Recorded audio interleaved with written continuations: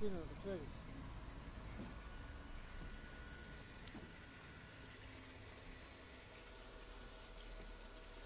Κύριε Δημήτρη, καλησπέρα. Από την όμορφη Κέρκυρα. Μπήκε σε λειτουργία του φίλου μας του Λαβράνου η πισίνα. Δουλεύει εξαιρετικά. Δεν υπάρχουν διαρροές.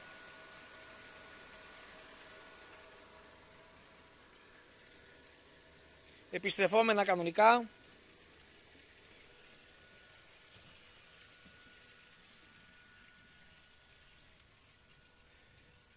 Πολυταμπλέτα στο νερό και το liner τεντωμένο έτοιμο για σφράγισμα.